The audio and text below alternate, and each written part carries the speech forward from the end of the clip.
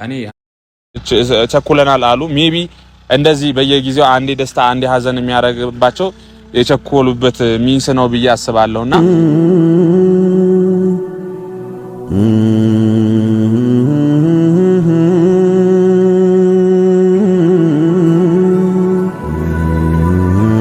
እኔ አንድ ነገር አምናለሁ እዚህ ምድር ላይ በቃ ፈጣሪ ከፈቀደ ምንም ነገር ይሆናል ሊዘገይ ይችላል ጊዜ ሊወስድ ይችላል ፈጣሪ ከፈቀደ ምንም ነገር ይሆናል ላንቺ ያለውን ነገር ማንንም አይወስደውም ያንቺ የራስሽ ያንቺ ነው መሰረቱ እምነት ነውና እሱ እስካላመነኝ ድረስ የኔና እሱ ነገር በጣም ከባድ ነው ማለት አደጋ ውስጥ ነው ያለው ግንኙነታችን ማለት ነው አላደርግም በቃ አላ የጻል ቻውታ ነው ህይወት ደግሞ በእንደዚህ አይነት መልኩ አይገፋም ሰላም እንዴት ናችሁ ሁሉና የተከበራችሁ በመላው ዓለም የምትገኙ ኢትዮጵያውያን እንዲሁም ኤርትራውያን የቻናሌ ቤተሰቦች እንዴት ናችሁልኝ ደህና ናችሁ ሆይ ሁሉ ሰላም ሁሉ መልካም እኔ ጋር ሁሉ ሰላም ሁሉ መልካም እናንተ ጋር ሁሉ ሰላም ሁሉ መልካም እንደምን ተስፋ ያደረኩኝ ይሄን ቪዲዮ ጀምሮ እንደተለመደው ላይክ እና ሼር ሰብስክራይብ በማድረግ ሰብስክራይብ ስታደርጉ የደወል ምልክቱን በመጫን ቤተሰብ ትሆኑ ዘንድ በአክብሮት እየጋበዝኩ የተለመደ ሀሳብ አስተያየታችሁን በኮሜንት እንድትሰጡኝ እያልኩ እንግዲህ ሄዱ በልዑል ቤት እኔማ ጠንበለሌ ማለት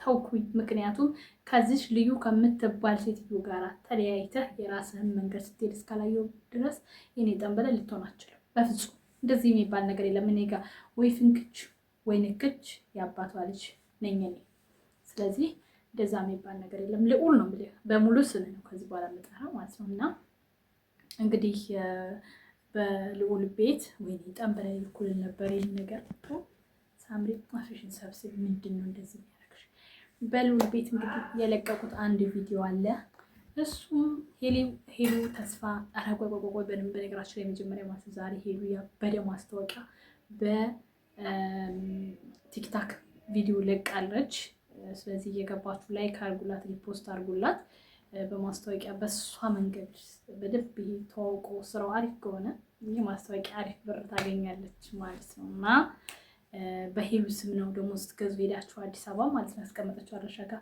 በሄሉ ማስታወቂያ ነው የመጣና ያላችሁ ግዙ ብዙ ደስ የሚል ስጦታዎች አሉ አበባ ምናምን ማለት ነውና ይሄዳችሁ ግዙ ማለት ነው ቲፕ እንዲሰጣት ነው ሌላ አይደለም እና ወደ ቤተሰቦቼ ተዝብሎኝ ነው ቀን አይቼው ቪዲዮ አልሰራሁላችሁም እንደምታዩት አምሽቼ ነው ቪዲዮ የለቀኩት ለዛ ነው አሁን ደግሞ የኛውን ሳይው አላስችል ብሎኝ ሐሳብ ለመስጠት ነው ወደ እናንተ የመጣሁት ማለት ነውና ሄሉ እንግዲህ ዛሬ ልቧ ተሰብሮ እንደ አዲስ በጣም አዝና ስላየኋት በጣም ደብሮኛል ምክንያቱም ያደረክ ያለው ነገር በሙሉ በየጊዜው ስተትን በስተት ላይ እልህና ንዴት ቤት ያፈርሳል ህይወትን ያፈርሳል እና በጣም ብዙ ጊዜ እየተበሳጨ በቃ እየተናደድክ የምትወስናቸው ውሳኔዎች በሙሉ ያው አንድ ቀን ከሄሉ ጋር እንዳያለይህ ብለን እንሰጋለን ብዙዎቻችን ማለት ነውና እሱም እንግዲህ ትናንትና ቀለበት አላስልሽም ስላላት አዝና ሄሉ የራሷን ሐሳብ እየገለጸች ነበረ ለኔም ለሱም ያለውን ጥሩ ነገር ይሰጠናል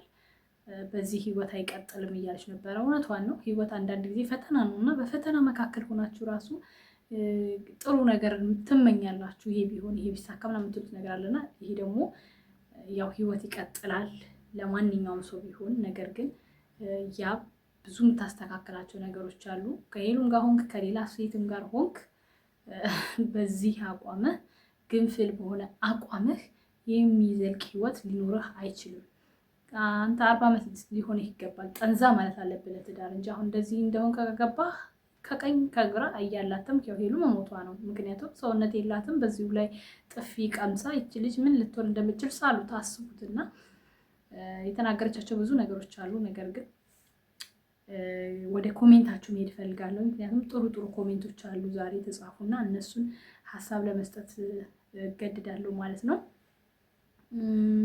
ሄሉሻዬ ነው ድኔ ጠንካራ ይዞሽ ሁሉም ነገር ለበጎ ነው አይክፋሽ በርትተሽ ነው ማሳየት ያለብሽ ፈጣሪ ያጣመረው ማንንም አይለየውም ፈጣሪ ካልፈቀደ ደግሞ ህይወት ይቀጥላል ስለዚህ ጠንክሪ ሄሉ ዳይ ነይ እንዳልክጋ ልዩ ልዑልን አጥብቀህ ያዝ ካለዛ ያብ ከሁሉም አትሆንም የባህር ላይ ኩበት ነው የምትሆነው ብዙዎቻችሁ ደግሞ አሁን ሄሉ ልዑልና ልዩ አብሮ ስለሆኑ ስላየ ተናዶ ነው ብላችኋልና በዚህ ደግሞ አይሄድም ሄሉ ያይዙሽ አንቺም ሰውን ማመን አትመኝ። ምክንያቱም ሁሉን ጓደኛ አያልሽ ታምኛለሽ። ጓደኛ ልዑልና ኪራ ይበቃሻል። ሌላ ወንድ ጋር ይቅርብሽ። በአሁኑ ዘመን ማንንም አትመኝ። ሰው የለም። እግዚአብሔር ከአንቺ ጋር ይሁን። ልዑል ኪራ አደራ ሌላ ሰው ከሄሉ ቤት እንዳይገባ። ምክንያቱም የዋህናት አስጠንቅቃት። ያ ባልተመቸኝም ልዩን ከልዑል ጋር ሲያት ቀንቶ ነው። ፊት ላይ ራሱ የሚነበብ ነገር ነበር አይደለ? ልዑል ያ የዛን ቀን ልዑል ሲያስቀራ ማለት ነው። የተንከሲስ ልዑል መጣ። ወንድም ሄሉዬ የኔ ቆንጆ አይዞሽ፣ ሁሉም ያልፋል፣ ይስተካከላል፣ ተረጋጉ፣ በንግግር ፍቱ እሺ፣ ፈጣሪ ካንቺ ጋር ይሁን ይላል። ሄሉ ብዙ መናገር አልፈልግም፣ ግን አልቅሰሽ ማየት ያመኛል። አዎ እውነት ነው፣ ያመናል። በሄሉ ቀል የለም። ሰውዬ ተከበር።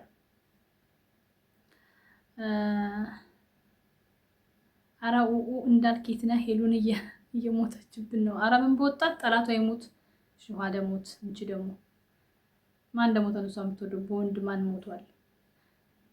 ኤክሱ ከልዑል ስለሆነች ቀንቶ ነው እንጂ ከሄሉዬን ከን አይፈልግም ነበር። ሲጀመር ጨዋታ ነው የያዘው። ሄሉ ወስነሽ እንዳልክ ጋር ሁኚ። ያ ባይሆንሽም በእድሜሽና በጊዜሽ አትቀልጂ።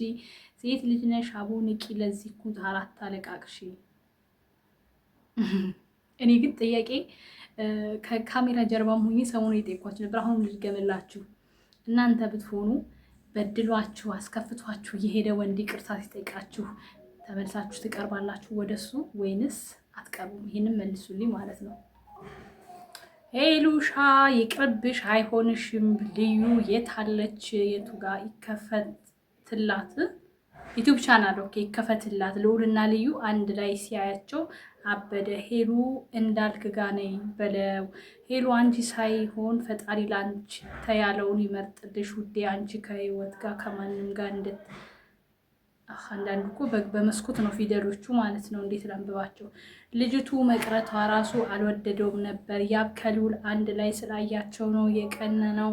መቼ ወንድ ልጅ የጣሉበትን ሲያነሱ አይወድም። ሲጀመረም ስህተት ነው። አትሄድም ትሄድም ልዑልና ልዩ በፍጹም አብሮ የሚሆን ነገር የላቸውም። ኦኬ ቤተሰብ ልታውቁት የሚገባው ነገር ያ ነው።